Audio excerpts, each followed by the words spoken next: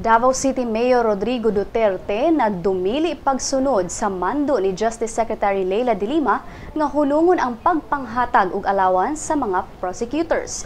Matod sa mayor nga dili siya mosunod sa mando ni de Lima, wa sab siya motuo kang de Lima tungod kay kahibalo siya nga anaa kini sa balaod.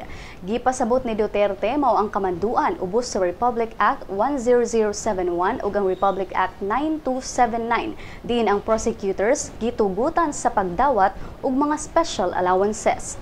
Kahinumdumang si de Lima ni mando sa mga local government units nga hulungon ang pag-grant og allowances ngadto sa mga prosecutors tungod kay makadaot kini sa integridad sa mga prosecutors.